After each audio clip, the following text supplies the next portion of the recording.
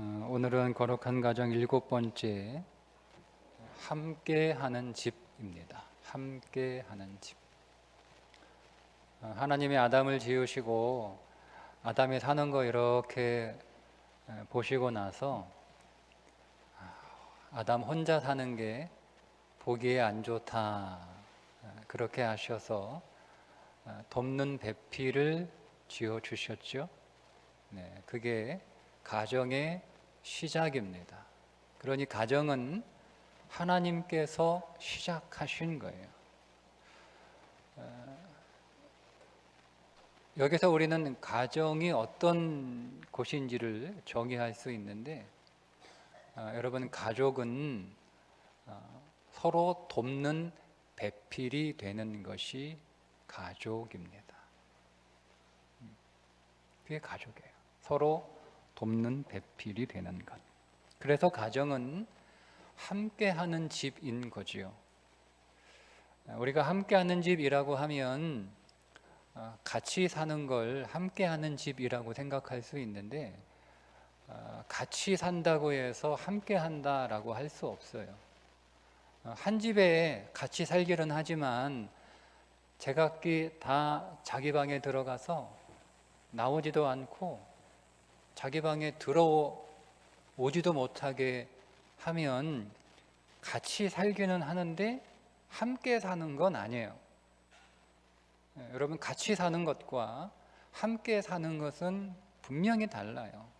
함께 사는 건 그냥 거실에 온 가족이 모여서 각각 가족들이 자기들의 삶을 거기에서 함께 공유하는 거예요.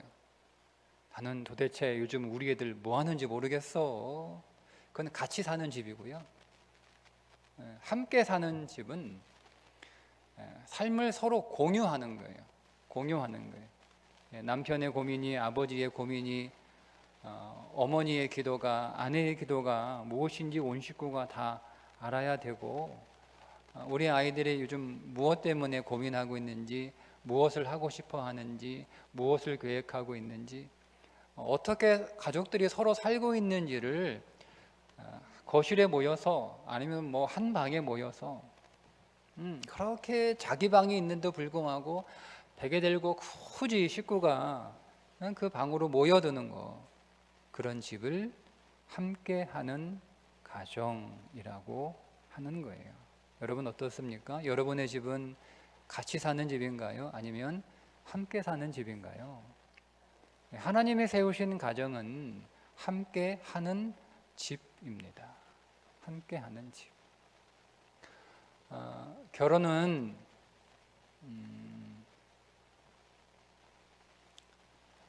그동안 자기가 살았던 집을 다 허물고 집을 새로 짓는 거예요. 그러니까 결혼이라고 하는 것은 두 집이 한 집이 되는 것이 결혼이죠. 두 집이 한 집이 된다고 해서 두 집을 이렇게 섞어 놓는 게 결혼이 아니고요. 그동안 자기가 살았던 그 모든 지나온 날들의 집, 그건 헌집이에요. 결혼하고 나면 내가 지금까지 살았던 집은 낡은 집, 헌집이에요. 그 집을 다 허물고, 깨끗하게 허물고 새로 한 집을 짓는 것이, 그것이 결혼입니다. 보통 결혼하기 전에는 집 밖에서 만나 연애하죠.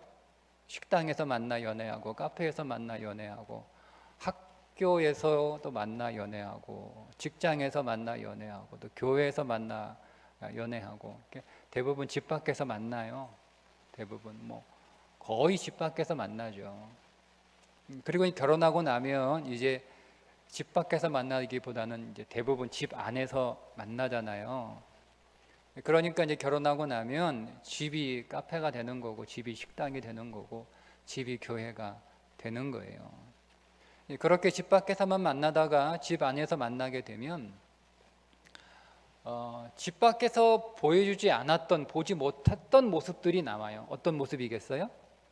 집 안에서 했던 모습들이 나오는 거예요. 그러니까 내가 집 밖에서 만났을 때는 저 사람이 집 안에서 어떻게 살았는지는 볼 수 있는 기회가 없었거든요. 집 밖에서 만나니까. 집 밖에서 만나는 사람이 뭐 집 안에서처럼 이렇게 행동하기는 쉽지 않잖아요, 그죠? 그런데 이제 결혼하고 나면 집 안에서 만나니까 조금 시간이 지나고 서로 익숙해지고 좀 편해지고 그렇게 되면 이제 어떤 행동이 나오냐면 집 안에서 그동안 자기가 살았던 집 안에서 했던 행동이 그대로 나오는 거예요. 그런데 만약에 이 사람이 집 안에서나 집 밖에서나 행동하는 게 뭐 그렇게 크게 차이가 나지 않으면 문제가 안 되는데, 보통 집 밖에서 하는 거하고 집 안에서 하는 거하고 이렇게 다를 수가 있잖아요, 그죠? 대부분의 사람들은 집 밖에서 행동하는 것과 집 안에서 행동하는 게 많이 달라요. 그러니까 결혼하고 나서 집 안에서 계속 오랜 시간 만나니까, 자주 만나니까 만약에 집 안에서 그리고 집 밖에서 하는 행동이 다른 사람이라면 이게 당황스러운 거예요. 아니면 내가 결혼하고 연애할 때, 결혼하기 전에 연애할 때 봤던 모습이 아니거든요. 참 다행히 집 밖에서나 집 안에서나 뭐 일관되게 그대로 그렇게 살았던 사람이라면 뭐 그게 낯설지도 않고 당황스럽지도 않은데, 결혼하고 나니까 못 보던 모습이 보이는 거예요. 어떤 모습이겠어요? 집 안에서 했던 모습이 보이는 거예요. 근데 내가 그것을 받아들일 수 있고 이해할 수 있고 수용할 수 있고 적응할 수 있으면 또 괜찮아. 그런데 이게 나하고 너무 다른 거예요. 내가 내 집에서 살았던 나의 삶의 방식과 상대방이 살았던, 그동안 살았던 그의 집의 방식이 이게 달라버리면 이제 거기에서 뭐가 일어나죠? 충돌이 일어나는 거예요. 그게 부부싸움이에요. 이게 부부싸움이에요. 그러니까 서로 자기가 그동안 살았던 그 집에서 살았던 삶이 다 맞는 거죠. 내 입장에서는 우리 집의 규칙이 다 맞는 거죠. 그죠? 나는 거기서 낳고 거기서 자라고 거기서 배우고 거기서 살았으니까. 서로 자기 집에서 살았던 그 삶의 방식이 다 맞다. 우리 집이 맞다. 아니다, 우리 집이 맞다. 그러니까 우리 집에 들어오라는 거예요. 우리 집으로 들어오라는 거예요. 그러니까 두 사람이 다 자기 집을 가지고 갑니다. 자기 집을 가지고 가서 아내는 아내 집에, 남편은 남편 집에 살고요. 서로 남편은 아내에게 우리 집에 들어오라는 거예요. 또 반대로 또 아니 우리 집에 들어와. 우리 집이 더 맞다는 거죠. 우리 집이 더 좋다는 거예요. 그러니까 서로 자기 집으로 들어오라는 거예요. 감자는 뭐에 찍어 먹어요? 소금에 찍어 먹어요? 설탕에 찍어 먹어요? 소금에 찍어 먹어. 촌스럽게 소금에 찍어 먹는다. 그럼 뭐에 찍어 먹냐? 설탕에 찍어 먹는데, 무식하게 설탕에 찍어 먹는다. 뭐가 맞아요? 감자는 소금이라는 거예요. 아니, 감자는 설탕이라는 거예요. 감자와 소금의 전쟁이 일어나죠. 하루아침에 이제 이게 감자 하나가 집안 싸움이 되는 거예요. 집안 싸움. 촌스러운 집안과 무식한 집안이 돼가지고 싸우는 거예요. 이게 부부싸움이에요. 부부싸움. 집안의 전쟁이 일어나는 거예요. 집안의 전쟁. 감자 하나 때문에. 내가 맞다는 거죠. 내가. 우리 집에 들어오라는 거예요. 우리 집의 룰대로, 우리 집의 규칙대로 그렇게 하라는 거예요. 그러면 여러분 들어갑니까? 안 들어가죠? 안 들어가죠. 들어갑니까? 그러니까 안 들어가니까 들어오게 하려면 어떻게 하는 거예요? 들어오게 하려면 상대방의 집을 부시면 되는 거예요. 그죠?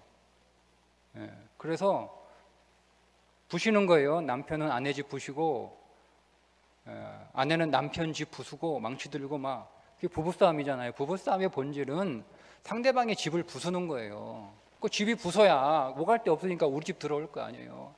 그렇게 서로 망치 들고 계속 상대방의 집을 부수다가 힘 다 빠져요. 집 부시다가 이게 잘 안 부서지잖아요. 30년 넘게 만든 집이 그렇게 어떻게 하루아침에 부서집니까? 안 부서져요. 근데 그 집 부수고 나는 못 부순다고 집 막고, 예?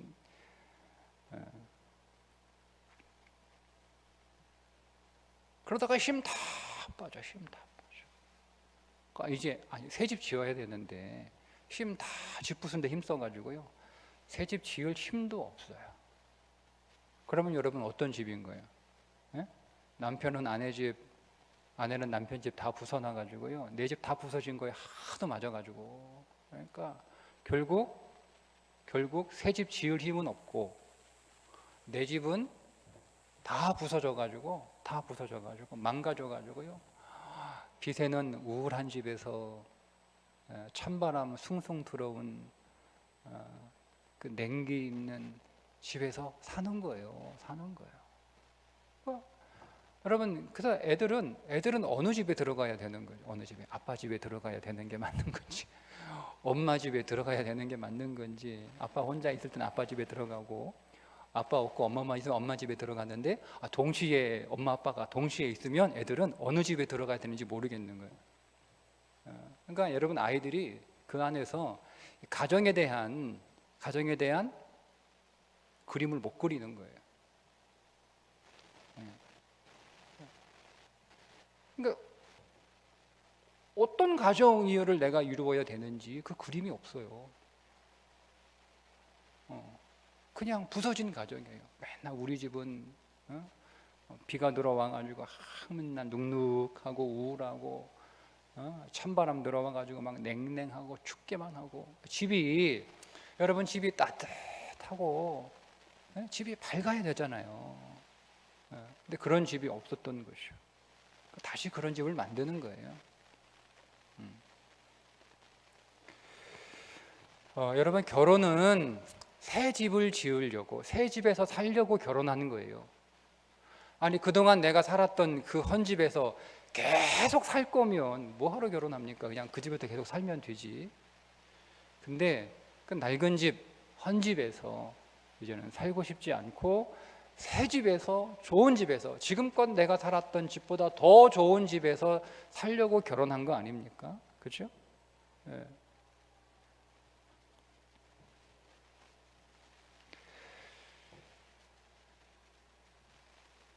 그렇게 새 집을 지어야 그 가정이 거룩한 가정이 되는데, 그렇게 새 집을 못 지으면 계속 헌집, 낡은 집에서 사는 거죠.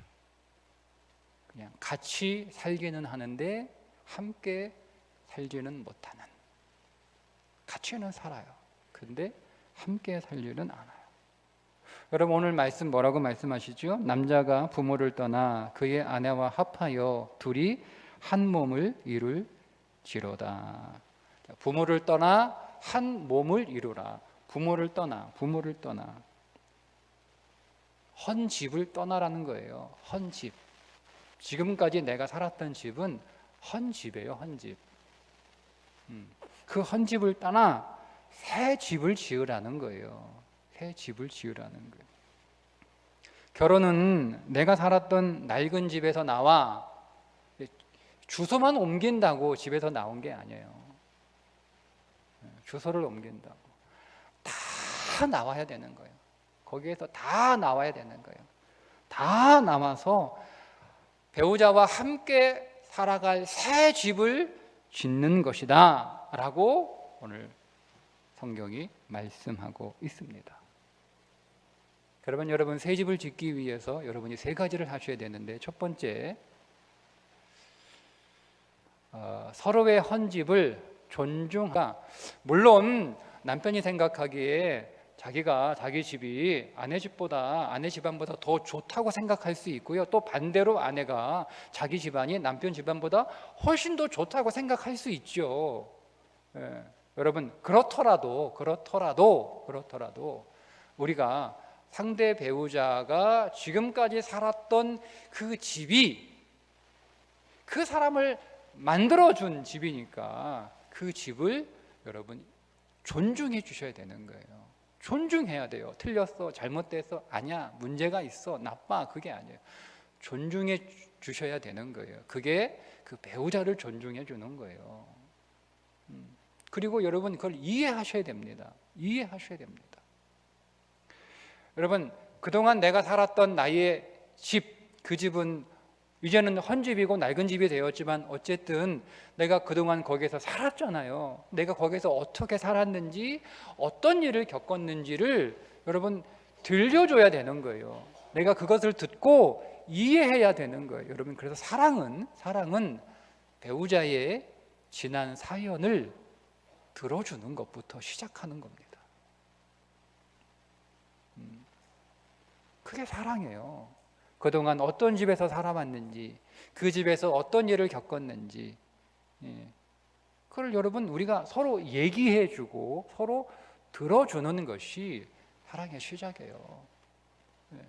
그러면 여러분 그걸 내가 배우자가 나는 지난 세월 동안 당신 만나기 전에 내가 살았던 집은 이런 집이야 라고 여러분 말할 수 있으려면 존중해 줘야죠. 당신 참 이상한 집이야. 집이 왜 이래?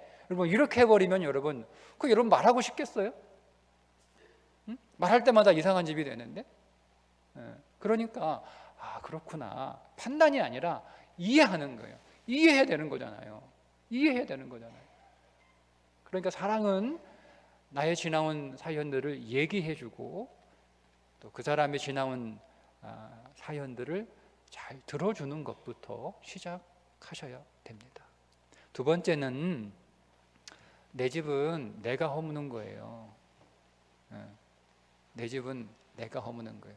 나는 상대방의 짐을 허무는 게 아니에요. 내 집은 내가 허무는 거예요. 상대방이 허물기 전에 내가 먼저 허물면 되는 거예요. 더 좋은 집에 살려고 결혼을 했잖아요. 그죠? 그래서 새 집을 지으려면 헌 집은 부셔야 되는 거예요. 거기에서 오랫동안 살았던 추억이 있으니까 막상 이렇게 새로 지으려고 하면 살 때는 그 집이 좀 낡고 오래돼서 불편하기도 하고 힘들었음에도 불구하고 이걸 다 부시고 새 집을 짓는다라고 해도 막상 그 집을 부수려고 하면 좀 이렇게 아깝죠, 그죠? 거기에 추억이 있으니까 아까워요. 그래서 조금 왠지 주저하게 됩니다. 새 집 짓는 건데도 그래도 새 집을 지으려면 다 허물어야 되는 거예요. 허물지 않고 새로운 집을 지을 수 없죠. 또 남겨둬서도 안 되고요. 다 깨끗하게 허물어야 되는데 이걸 누가 허무냐? 내가 허물어야 되는 거예요. 여러분 이걸 내가 안 허물고 상대방이 내 집을 허물면 그게 상처가 되는 거예요. 그게 아주 깊은 상처예요. 나도 낡고 오래돼서 허물어야 된다는 거 알아요. 그래서 새로 지어야 된다는 거 알아요. 근데 이걸 내가 스스로 허물어야지. 그러니까 먼저 허무는 거예요. 먼저 상대방이 망치 들고 달려들어서 막 허물기 전에 내가 먼저 허물면 되는 거예요. 내가 먼저 허물면 되는 거예요. 여러분 그래서 사랑은 자기의 옛집을 자기가 먼저 스스로 허물어 주는 것에서 시작하는 거예요. 그리고 이제 집을 지어야 되죠? 그죠? 그 집은 누가 짓습니까? 하나님이 지어 주셔야 됩니다. 여러분 그래서 세 번째, 여러분의 새 집은 하나님이 지으셔야 돼요. 하나님. 여호와께서 집을 세우지 아니하시면 세우는 자의 수고가 헛되다 이렇게 말씀을 하셨어요. 그러니까 내가 아무리 여러분 새 집을 지어도 내가 짓는 집은 헛된 집이 되는 거죠. 누가? 하나님이 지어 주셔야 돼요. 근데 지난주에 제가 하나님이 흔쾌히 들어가는 집 말씀을 드렸는데 하나님이 흔쾌히 들어가시는 집, 아브라함의 집은 누가 지었어요? 아브라함이 지었나요? 아니요. 하나님이 지어 주셨어요. 근데 하나님이 들어가고 싶지 않았던 롯의 집은 누가 지었죠? 롯이 자기가 집을 지었어요. 그러니까 하나님이 들어가시고 싶은, 흔쾌히 들어가시고 싶은 집은요, 하나님이 지으신 집이에요. 하나님은 하나님이 지으신 집을 들어가십니다. 하나님은 하나님이 짓지 않는 집은 하나님은 들어가고 싶지 않아요. 하나님이 지어주셔야 되는 거예요. 그런데 여러분 하나님의 집을 지으려면 여러분 어떻게 해야 하나님의 집을 지을 수 있을까? 어떻게 해야? 그리스도가 모퉁이 뚫이 돌이 되면 하나님이 집을 지으시는 거예요.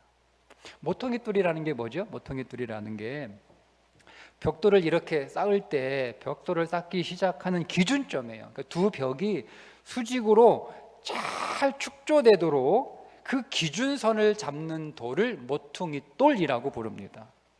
그런데 그 모퉁이 돌이 누구라고 성경이 말씀하고 있죠? 우리 주 예수 그리스도가 모퉁이 돌인 거예요. 즉 우리 집의 기준은 누가 기준인 거예요?